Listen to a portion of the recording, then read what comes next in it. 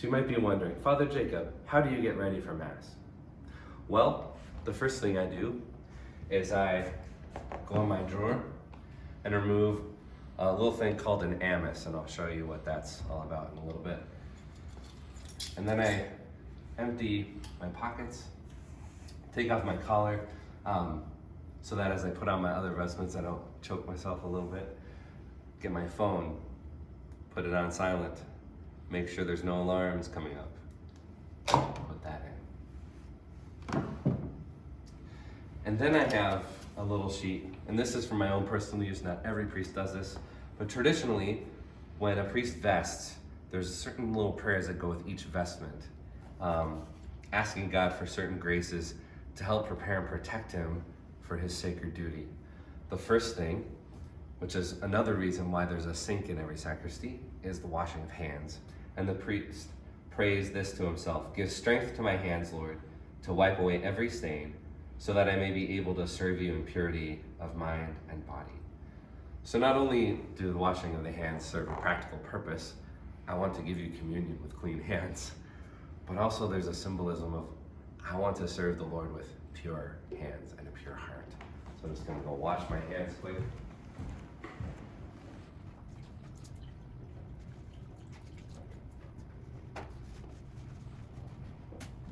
The next is the amice, which serves a very practical function ever since ancient times.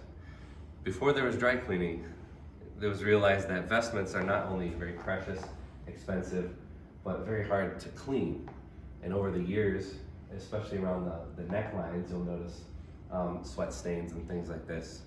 So the amice was developed to protect the vestments from such damage.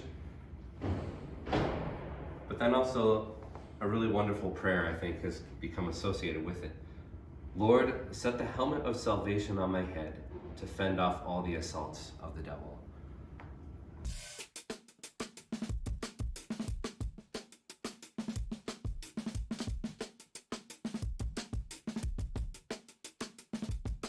Next is the alb, and it's this white robe that is a symbolic reminder not only of the priest's own baptism, but also that he is ministering the person of Christ. He is clothed with Christ, with purity, with holiness.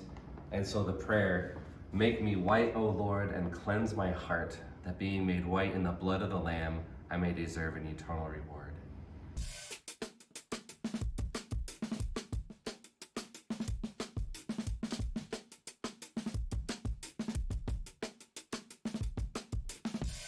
The next is the cincture. It's often just kind of a rope. And the prayer goes, "Gird me, O Lord, with the cincture of purity, and quench in my heart the fire of concupiscence, that the virtue of continence and chastity may abide in me." It just goes around a priest's waist. Formerly, it served the same function as the tie or the belt on a bathrobe, keeps it shut. But now it also serves a symbolic function and the practical function of helping keep your stole in one place. So the stole is a vestment that is most representative of the priesthood. Some scholars and historians think it goes all the way back to ancient Judaism.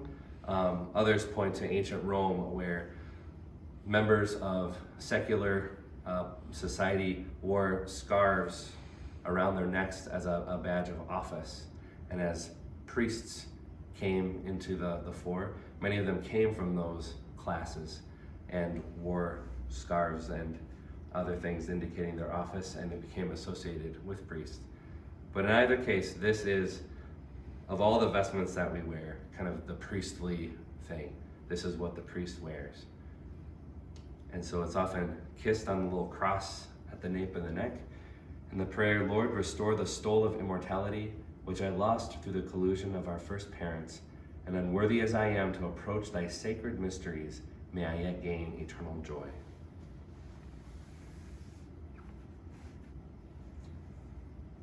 And the cincture can be tied this way, so that as you're moving around, ministering, your stole doesn't fly around, slide around. It can very easily, especially if you're at a liturgy where you're sprinkling the holy water, your stole can just slip right off. But the cincture helps keep it in place.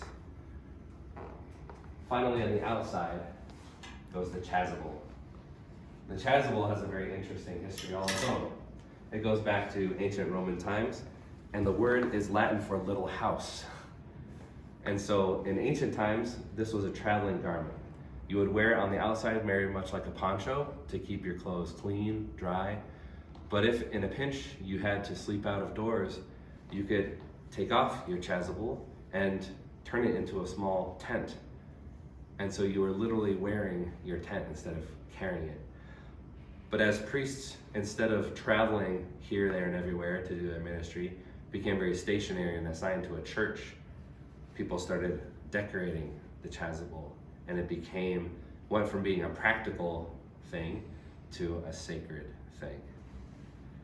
And so the prayer goes, O Lord, who has said, my yoke is sweet and my burden light, grant that I may so carry it as to merit thy grace. And with that, I am dressed for Mass. All of that happens back here. If it's busy and noisy, that's very difficult.